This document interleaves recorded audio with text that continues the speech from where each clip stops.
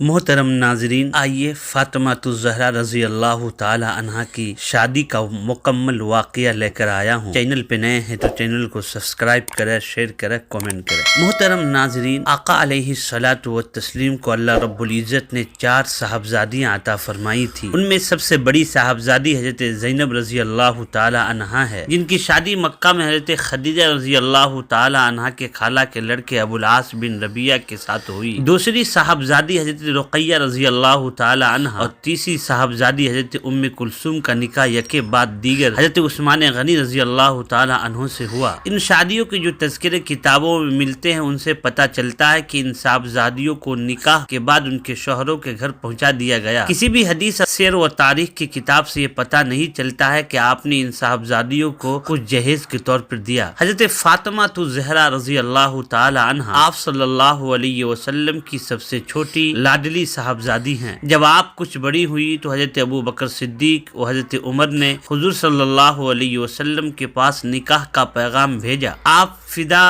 ابی و امی کم عمری کا عذر کیا، بات ختم ہو گئی۔ کچھ دنوں بعد حضرت علی رضی اللہ تعالیٰ عنہ شرماتے ہوئے در اقدس پر حاضر ہوئے اور جھجکتے ہوئے اپنا پیغام دیا۔ حضرت علی رضی اللہ تعالیٰ عنہ حضور صلی اللہ علیہ وسلم کے چچا ابو طالب کے لڑکے تھے۔ عمر میں کم و بیش حضرت فاطمہ سے 6 سال بڑے تھے۔ رہنے سہنے کا انتظام بھی آپ صلی اللہ علیہ وسلم کے ساتھ تھا۔ اس طرح آپ صلی اللہ علیہ وسلم حضرت علی کے چچیرے بھائی اور سرپرست تھے۔ حضرت علی رضی اللہ تعالی عنہ کے اس پیغام کا تذکرہ پہلے تو حضور صلی اللہ علیہ وسلم نے حضرت فاطمہ سے کیا۔ جب وہ شرم کی وجہ سے خاموش رہ گئی تو آپ صلی اللہ علیہ وسلم نے خدا کے حکم سے اس رشتہ کو قبول کیا اور حضرت علی رضی اللہ تعالی عنہ سے دریافت کیا کہ تمہارے پاس فاطمہ کو دینے کے لیے کچھ مہر ہے؟ حضرت علی رضی اللہ تعالی عنہ نے جواب دیا، جنگ بدر میں جو زرہ ہاتھ آئی تھی وہ ہے اور ایک گھوڑا ہے۔ آپ صلی اللہ علیہ وسلم نے فرمایا، گھوڑا تمہارے کام کا ہے، البتہ زرہ بیچ دو۔ چنانچہ زرہ 480 درہم میں حضرت عثمان غنی نے خرید لیا۔ حضرت علی رضی اللہ تعالی عنہ نے وہ رقم لے کر حضور صلی اللہ علیہ وسلم کے پاس آئے۔ آپ صلی اللہ علیہ وسلم نے اسی میں سے کچھ رقم حضرت بلال کو دیا کہ وہ خوشبو خرید کر لائے۔ بقیہ رقم حضرت انس کی والدہ ام سلیم کو دیا کہ حضرت سیدہ کی رخصتی کا انتظام کرے۔ خادم خاص حضرت انس رضی اللہ تعالی عنہ کو حکم ہوا کہ جا کر حضرت ابو بکر صدیق، حضرت عمر، حضرت عثمان، طلحہ، زبیر اور انصاری صحابہ کی ایک جماعت کو بلا لاؤ۔ یہ سب لوگ حاضر ہوئے تو آپ نے مختصر سا خطبہ پڑھ کر نکاح کرا دیا اور چھہارے تقسیم کرا دیے۔ پھر حضور صلی اللہ علیہ وسلم نے ہی ام ایمن کے ہمراہ حضرت فاطمہ کو حضرت علی رضی اللہ تعالی عنہ کے گھر بھیج دیا، جو پہلے سے کرایہ پر حاصل کر لیا گیا تھا۔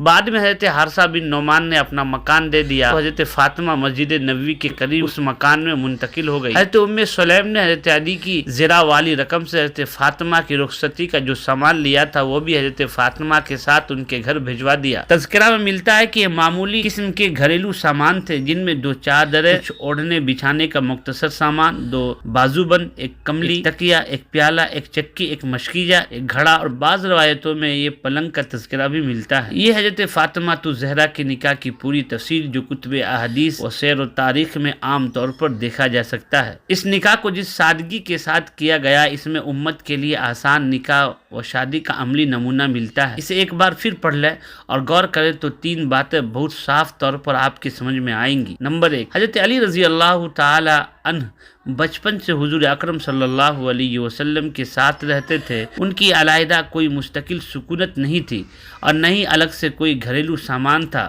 اس طرح آپ صلی اللہ علیہ وسلم ان کے سرپرست تھے، مربی اور ولی تھے۔ نمبر 2، بحیثیت ولی اور سرپرست آپ کی اخلاقی ذمہ داری تھی کہ شادی کے بعد حضرت علی کے گھر در کا انتظام کرتے، تاکہ حضرت علی کو سکونت و رہائش جب آپ سے الگ ہو تو کسی قسم کی دقت روزمرہ کی زندگی میں پیش نہ آئے۔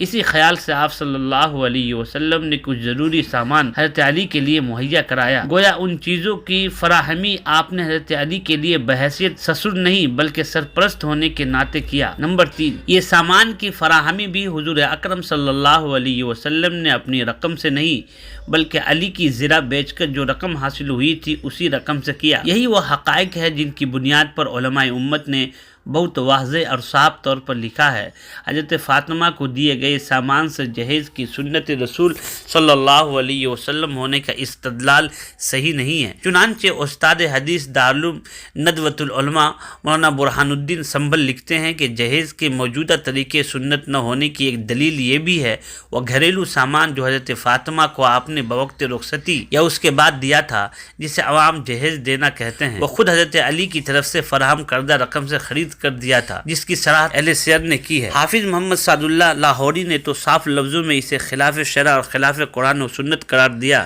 اس کو حضرت فاطمہ الزہرا کی پاک ذات کی طرف منسوب کر کے جو ایک مذہبی تقدس دیا جاتا ہے، وہ اسی مذہبی تقدس کی آڑ میں جو نمود و نمائش اور اظہار دولت کیا جاتا ہے، وہ ایک دوسرے کو نیچا دکھانے اور برتری حاصل کرنے کی جو صحیح نامشکور کی جاتی ہے، وہ بہرکیف غلط اور ممنوع خلاف شرع اور قرآن و سنت کے۔ حضرت مولانا مفتی شفیع صاحب لکھتے ہیں کہ ہمارے زمانے میں جہیز کو جس طرح نکاح کا لازمی جز قرار دیا گیا، اسی طرح اس کے بغیر لڑکی کی شادی کو ناک کٹوانے کا مرادف سمجھا گیا، اور جس طرح اس کی مقدار میں نام و نمود اور دکھلاوے کی خاطر روز بروز اضافہ کیا جا رہا ہے، غریب سے غریب انسان قرض لے کر رشوت اور مال حرام استعمال کر کے اس مقدار کو پورا کرنا ضروری سمجھتا ہے، جب تک کہ اس پر قدرت نہ ہو لڑکیاں بغیر نکاح کے بیٹھی رہتی ہے۔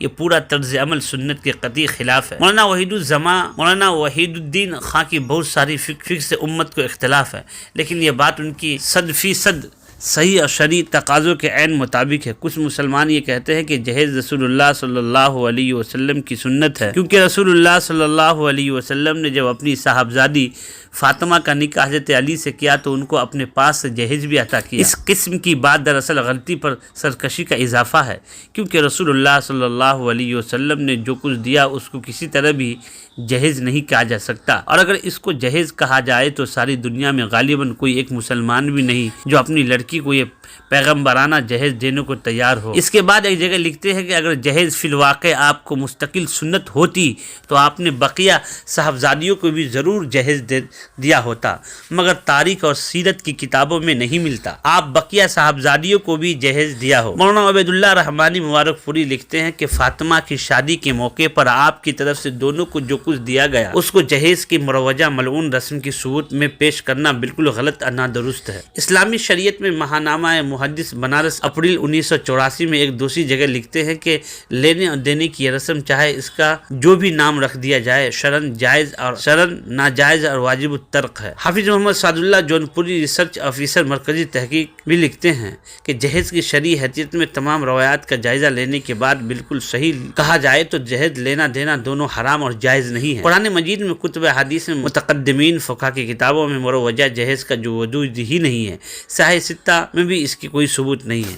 تو ناظرین، آپ حضرت فاطمہ الزہرا رضی اللہ تعالی عنہا کی شادی کا مختصر واقعہ آپ نے سماعت فرمایا، ضرور کامنٹ کریں اور بتائیں